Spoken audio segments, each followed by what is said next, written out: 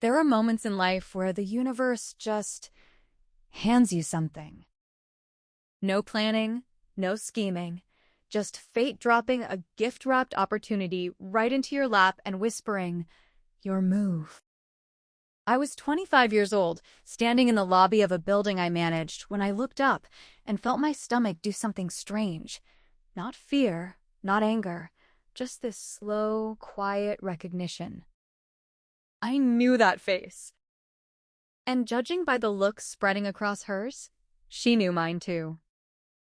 The girl who made 3 years of my life a living nightmare had just become my tenant. If this story hit different, if you felt that slow, satisfying burn of justice landing exactly where it needed to, smash that like button and let me know in the comments. What's the most satisfying moment of karma you've ever witnessed or lived through yourself? And if you're new here, subscribe, because we tell stories like this every single week.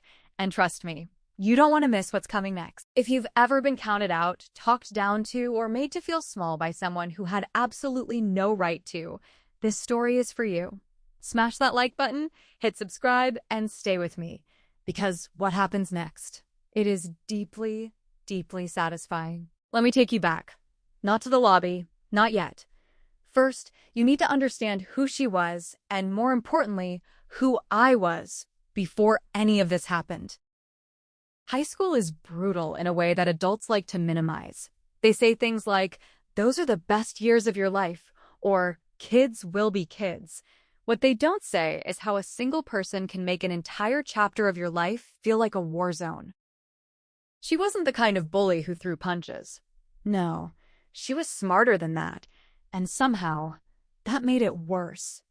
She was the kind of person who operated in whispers, who perfected the art of the snide comment delivered just loud enough for everyone around you to hear, but soft enough that if you called her out, she could smile and say, "I was just joking. Why are you so sensitive?" She targeted the way I dressed, the neighborhood I came from, the lunch I brought from home. She had this talent, this genuinely gifted, almost artistic talent, for finding the thing that already made you feel small and pressing on it. Hard. I wasn't a fighter. I was quiet. I kept my head down, and I survived. But survival has a cost. You carry those years with you longer than you'd like to admit. By 25, though, I thought I'd set that weight down for good. I was managing a large, low-income apartment complex for an absentee owner, over 200 units, a full staff, and a community of real people with real lives that I genuinely cared about. I want you to understand what kind of landlord I was, because it matters. I wasn't in it for the power. I was the guy who furnished apartments with donated furniture when someone fled a bad situation with nothing but a garbage bag and their kids. I was the guy buying tenants' meals when the month ran long. I worked out payment arrangements, real ones, letting people do odd jobs around the building, or sometimes just fronting them cash from my own pocket because I knew they were good for it and they needed help now. My tenants didn't just tolerate me, they loved me, and I loved that community right back. That building was mine in every way that mattered, not on paper, but in spirit. So when a new tenant moved in and I eventually crossed paths with her in the lobby one afternoon, it took me a second, just a flicker, and then it clicked. I felt something move through me, not rage, more like a strange calm, the kind that settles over you when you realize something significant is happening and your body hasn't caught up yet. She recognized me at the exact same moment. And here's where I need to stop and ask you something. If you were in her shoes, if you bumped into someone you had spent years tormenting and they were now, quite literally, your landlord, what would you do? Most reasonable people would think, okay, fresh start. Be civil. Be quiet. Absolutely do not make a scene. She did not get that memo. I don't know what she was thinking. Maybe she thought I was still that quiet kid with his head down. Maybe old habits are just that deeply wired. Maybe she needed everyone in that lobby to see that she wasn't intimidated. Whatever the reason, she came at me. Right there, in front of my staff, in front of tenants I'd known for years. She started in with the attitude, the tone, the whole performance, like we were back in the hallway between third and fourth period, and she had an audience to impress. I remember the heat rising in my chest, not the hot, frantic kind, the slow, quiet kind that rises when something fundamental in you decides it's done being patient. I looked at her, and I kept my voice completely level. "Grow up," I said. "We're adults now. I'm not taking disrespect from you in my building. Not from you. Not from anyone." And I walked away. But the lobby has ears. 200 units means 200 neighbors. And word travels through an apartment building like electricity through wire. I didn't organize anything. I want to be clear about that. I didn't make any calls, send any texts, hold any meetings. I simply went back to my office. What happened next was entirely organic and entirely beautiful. The tenants of that building, the people I had shown up for, the people I had fed and furnished and fought for, they closed ranks. Within days, someone had made a poster. Crude, handmade, and absolutely devastating in the way only public humiliation can be. It appeared cemented to her apartment door. I heard about it from 3 different people before I even saw it. Another tenant, who happened to work with heavy machinery, left a piece of loud, grinding equipment running directly above her unit on a Friday afternoon, then left for the weekend.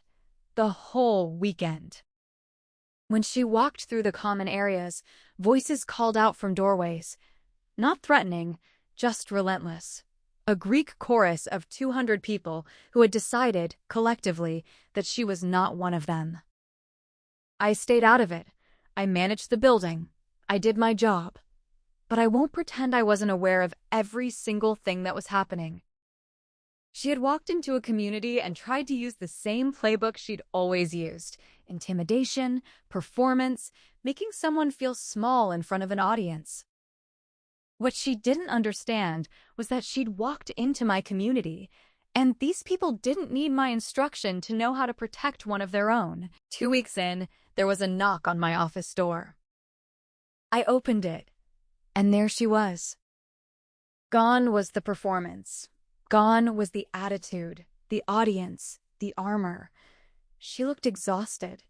She looked genuinely rattled, and she asked me, quietly, with something very close to desperation in her voice, if she could be let out of her lease. I looked at her for a long moment.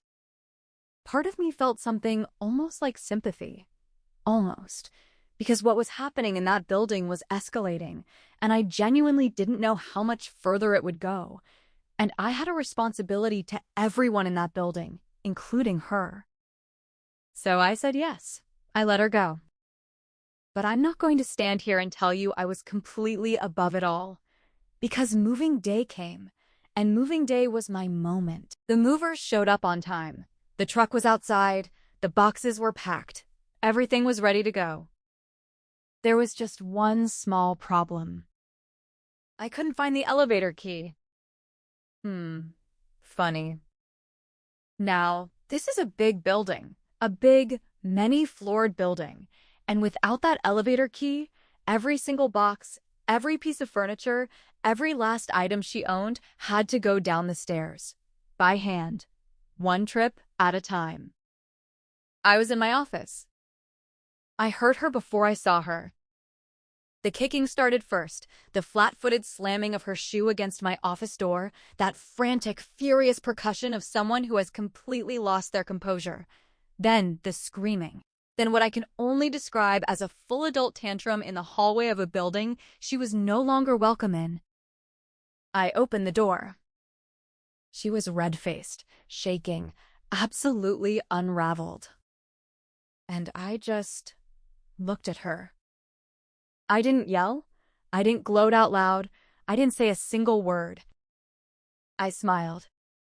That small, quiet, unhurried smile of a person who has absolutely nothing to prove and knows it. The smile of someone who waited 7 years for a moment they never even planned for and watched it arrive on its own. She moved out carrying boxes down the stairs. And I went back to my desk. I'm older now. And if I'm being honest, I've thought about that day more than once over the years. Was it petty? Sure, a little. But here's what I keep coming back to. I didn't build that community to use it as a weapon.